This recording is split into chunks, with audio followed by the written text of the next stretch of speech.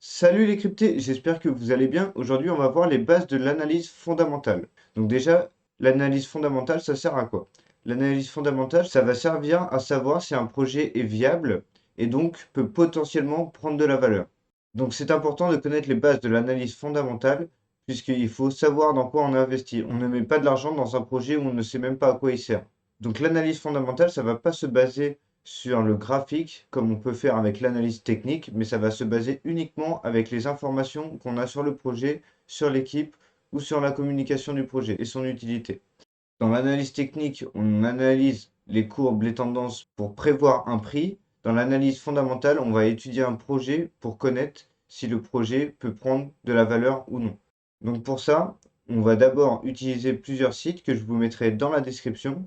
Donc on va utiliser par exemple Binance Research qui va nous servir à avoir des informations sur les projets. Souvent, la plupart des projets qui vont être listés sur Binance, les informations vont être disponibles dans Binance Research. On va également avoir par exemple CoinMarketCap ou CoinGecko qui vont être des plateformes indexant l'ensemble des crypto-monnaies. On va avoir plusieurs informations intéressantes sur ces sites-là, comme la capitalisation boursière, le nombre de tokens en circulation ou plein d'autres choses qu'on va voir après. Et dernièrement, j'utilise par exemple Medium et on peut aller sur Telegram ou autre pour avoir des informations sur les projets. Souvent, Medium est utilisé un peu comme un blog pour les projets et poste les nouveautés de leurs projets. Donc, on va faire cette vidéo en plusieurs parties. On va voir la première partie, c'est le projet. Donc, comment se renseigner sur le projet, toutes les choses qu'il va falloir voir. Ensuite, on va parler de la communauté qui soutient et qui a autour du projet, et y compris les partenariats. Derrière, on va voir l'économie du token. Donc, c'est tout ce qui est la tokenomics. Et on va finir la dernière partie sur le marketing associé au projet. Je vous retrouve tout de suite dans la première partie. L'une des premières choses à consulter quand on va se renseigner sur un projet, ça va être le white paper. Le white paper va contenir toutes les informations du projet, son utilité, à quoi il sert, qui vous permettra également de déterminer dans quel secteur il est et éventuellement de voir s'il y a de la concurrence. S'il y a de la concurrence, c'est intéressant d'aller voir tout de suite quel est leur concurrent et quelle est la valeur ajoutée du projet que vous regardez par rapport à la concurrence. Donc le white paper, il va être très important, il va contenir énormément d'informations. Derrière, il ne faut pas le prendre en brut pour blanc, puisqu'il y a certains projets qui sont des scams, qui peuvent avoir un très beau white paper, mais c'est des scams. Donc c'est des projets qui veulent vous arnaquer. Faites très attention à ça. Mais le white paper, pour un vrai projet, c'est une très bonne source d'information. Derrière, on va aller voir la roadmap. Donc la roadmap, c'est les prochains objectifs et les échéances que s'est fixé le projet pour son développement. C'est intéressant d'aller voir la roadmap et également de voir s'ils ont tenu leur engagement. S'ils ont eu un peu de retard sur 5 ou 10 jours, ça reste raisonnable, mais un projet souvent qui a beaucoup de retard, c'est déjà freinant. Il faut aller voir la roadmap et comment le projet a prévu d'évoluer pour voir si dans le futur, justement, ça va être intéressant et si ça peut prendre de la valeur. Donc ça, c'est une bonne chose aussi d'aller voir quand on fait de l'analyse fondamentale. On va également derrière aller voir la team associée au projet. Généralement, sur le site directement du projet, vous aurez accès à l'ensemble de l'équipe qui fait partie du projet. Des fois, il n'y a pas toute l'équipe, il n'y a que les principaux, comme les PDG, les directeurs ou les chargés de marketing. Et derrière, je vous conseille, moi, d'aller faire des recherches sur qui sont ces dirigeants, qui a monté le projet. Vous pouvez aller, par exemple, regarder sur leur LinkedIn, les projets qu'ils ont déjà montés avant, s'ils n'ont pas déjà fait des scams. Voilà les choses qui vont être à surveiller, notamment quand vous faites de l'analyse fondamentale. Une dernière chose aussi qu'il faut aller regarder quand on fait de l'analyse fondamentale, ça va être les barrières juridiques. Si le projet peut être susceptible d'être freiné juridiquement, s'il peut avoir des problèmes ou autres. Par exemple, on a eu le cas de Ripple, mais bon, ça s'est vite arrangé. C'est vraiment quelque chose qui est souvent oublié, mais pensez-y à aller regarder si le projet ne peut pas avoir des problèmes vis-à-vis notamment de la justice. Voilà, avec tout ça, normalement, si vous faites ça sur la globalité de chaque projet que vous étudiez, vous avez déjà une bonne source d'information pour démarrer votre analyse fondamentale et savoir donc si le projet peut prendre de la valeur. Maintenant, on va passer à la deuxième partie sur la communauté. Donc après s'être bien renseigné sur le projet et que vous trouvez que le projet est viable et peut prendre de la valeur, la deuxième chose à aller regarder, ça va être la communauté qui suit et soutient le projet. Donc pour ce faire, vous pouvez déjà utiliser les principaux réseaux sociaux comme Twitter et Telegram. J'en profite pour vous dire que j'ai ouvert mon premier compte Twitter, donc vous pouvez vite aller me follow. Je vous mettrai sûrement les points d'entrée que je prends ou les différentes informations importantes qu'on peut avoir dans le milieu de la crypto-monnaie. Donc quand on va aller voir sur les réseaux sociaux ces projets-là, il va être intéressant d'aller voir leur nombre de followers, le nombre de personnes qui les suivent. S'il y a 10 Pékins qui les suivent, honnêtement, le projet, il va pas, il risque pas d'exploser. Par contre, s'il y a déjà une belle communauté, 10, 20, 30 000 personnes qui suivent le projet alors que le projet n'est encore à peine lancé ou est encore au début de son lancement, là, ça peut être intéressant de regarder ce qui s'y dit. Derrière, justement, on va regarder ce qui va se dire sur ces différents réseaux sociaux et on va regarder le sentiment qui se dégage par la communauté. C'est un peu bizarre hein, de dire ça comme ça, mais généralement, on peut voir si un projet n'est pas refoulé par leur communauté. On peut voir certains projets, notamment, j'ai vu le cas récemment, qui vont avoir une bonne communauté de 20 à 30 000 personnes, on parle, mais qui, les personnes sur les groupes, se plaignent de beaucoup de choses par rapport au service rendu par le projet. Donc voilà, c'est aussi quelque chose à regarder, pas que le nombre de followers, mais également le sentiment qui va se dégager sur leurs réseaux sociaux et dans leur communauté. Il faut également essayer de comprendre si le projet est utile et s'il est utile, est-ce qu'il est utilisé par les utilisateurs? Quelle est la niche également pour ce type de projet-là? Si on parle par exemple d'un projet sur le monde du football, on va avoir une niche énorme. Par exemple, le projet Sora peut toucher beaucoup de personnes. Mais si on irait par exemple dans une niche beaucoup plus restreinte, le patin à roulettes par exemple, si je lance un projet dans le patin à roulettes, potentiellement la niche est plus faible. J'ai rien contre les patins à roulettes, mais c'est comme ça, il y a plus de monde qui aime le football que de monde qui aime les patins à roulettes. Et la dernière chose qu'on va aller regarder sur la communauté qui englobe un projet, ça va être ses partenaires. Qui le soutient? Est-ce qu'il y a des gros fonds qui ont mis de l'argent dedans au début? Qui relaie ça sur les réseaux sociaux? Qui soutient le projet? Qui en parle? C'est important. Regardez s'il y a des personnes intéressantes comme des influenceurs qui ont l'habitude, par exemple, de soutenir des bons projets et qui les soutiennent, ou des entreprises qui ont l'habitude de s'investir dans des beaux projets qui soutiennent cela. Si c'est généralement des influenceurs qui ont l'habitude d'aller jeter des scams, c'est pas forcément bon. Donc, autre chose à regarder, ça va être les partenaires, mais également les personnes qui en parlent. Donc voilà, maintenant on avance dans notre analyse fondamentale. On a notre projet, on sait de quoi il parle, on connaît toutes les informations à savoir sur le projet, sur la team, sur son développement. On connaît également tout ce qu'il y a à savoir sur la communauté, les partenaires, le nombre de personnes qui soutiennent le projet, la communauté sur Twitter, Instagram, etc. et le sentiment qui s'en dégage dans la communauté.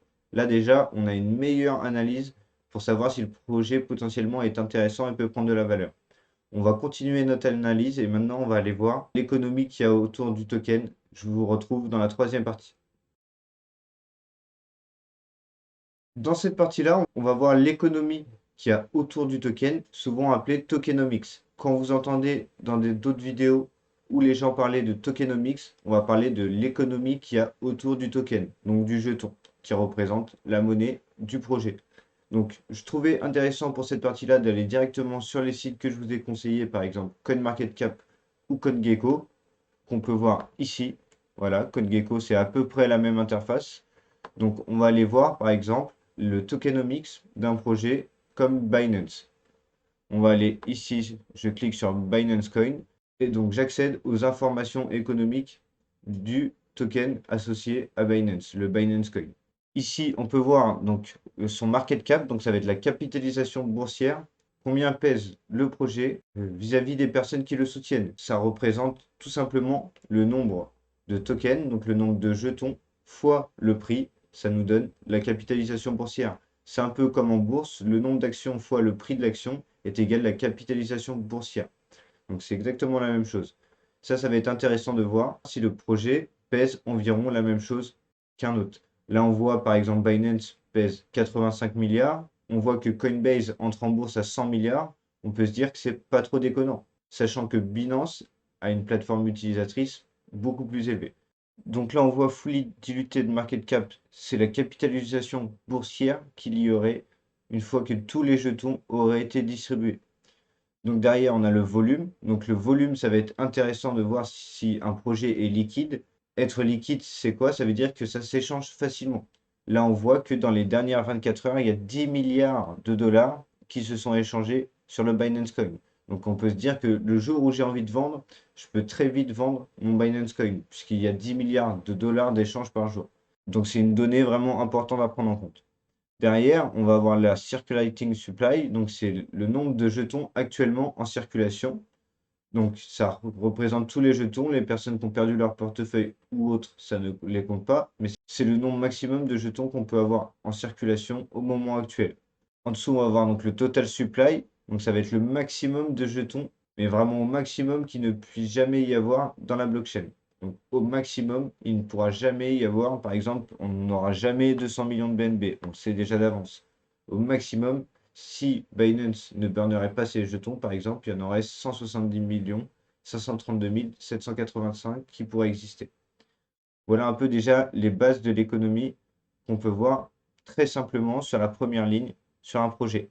Derrière, on a bien sûr le prix à prendre en compte et sa variation. Donc la variation est la tendance que va avoir le prix. Là, on voit qu'on est clairement dans une tendance haussière, mais on est même sur une verticale. Donc c'est jamais bon d'acheter quand c'est vertical, surtout à ce point-là. Une autre chose qu'on peut aller voir, qui peut être trouvée plutôt sur les sites des projets, ça va être la méthode de distribution des jetons. Comment vont être distribués les jetons. Si c'est un projet nouveau, la Binance, c'est quand même assez ancien maintenant pour le monde de la crypto, même si tout est relatif. Dans les nouveaux projets, il faut regarder comment est distribués les jetons. Si c'est de manière agressive, tout est distribué d'un coup, ça risque d'avoir un gros dump. Donc un dump, c'est une baisse du prix vers le bas. On risque d'avoir un gros dump, puisque tout le monde, quand il aura reçu ses jetons, risque de vendre pour récupérer l'argent qu'ils ont investi dedans. Ou alors, si c'est une distribution des jetons sur le long terme et qui sont distribués petit à petit afin de ne pas faire dumper le prix. Ça, c'est des choses qu'il va également falloir aller regarder aussi. Et une dernière chose aussi qu'on peut aller regarder, c'est si le jeton est inflationniste ou déflationniste. Un jeton déflationniste, ça veut dire quoi? C'est un jeton qui va s'auto-burn ou qui va être burné. Ça veut dire qu'il va être brûlé, donc il y en aura de moins en moins. Donc sa valeur risque d'augmenter. Un jeton, au contraire, qui va être inflationniste, c'est un jeton qui va continuellement augmenter sa supply, donc son nombre total de jetons en circulation. Donc il va être plus dur d'avoir une augmentation de la valeur dans ces cas-là. Voilà pour tout ce qui est l'économie qui va être autour du token. On fait assez simplifié, c'est les bases, c'est la première vidéo. Donc maintenant, on a vu le projet, la communauté, l'économie autour du token. Il nous manque plus qu'à voir le marketing et on a déjà des bonnes bases sur l'analyse fondamentale. Et enfin, on va regarder maintenant le marketing qui va être associé autour du projet. Comment le projet se vend, à partir de quelle plateforme, ça va être intéressant dans notre analyse. Moi, par exemple, personnellement, je n'aime pas trop les marketing agressifs, les marketing à la eToro ou à la crypto.com. Par exemple, c'est pour ça que je n'aime pas trop le projet, puisque je trouve qu'ils ont un marketing trop agressif. C'est le genre de marketing qui me fait penser, moi, à des scams. Et c'est pour ça, tout simplement, que je n'aime pas. Après, chacun sa façon de voir les choses. Mais voilà. Derrière, ça va être intéressant d'aller regarder si le projet a une équipe marketing dédiée ou alors de regarder si c'est l'advisor ou un membre du projet, le fondateur, peu importe qui. Il faut aller regarder qui s'occupe du marketing et s'il y a une personne dédiée à ça. Et finalement, en allant regarder le marketing, allez voir s'il n'y a pas des airdrops. Donc des airdrops, c'est des distributions gratuites de jetons ou des événements qui vont arriver. Ça peut être intéressant d'y participer si vous voulez vraiment voir le projet, le suivre et également aller suivre les réseaux sociaux que vous avez allé pu checker dans la partie 2. Maintenant, on a des bonnes bases pour faire de l'analyse fondamentale sur un projet. N'hésitez pas à me proposer si vous voulez qu'on analyse ensemble un projet. Je pourrais le faire dans une vidéo spéciale sur quelques projets. Si ça vous intéresse, n'hésitez pas à le mettre en commentaire. Moi, je vous retrouve sur une prochaine vidéo. Bye bye!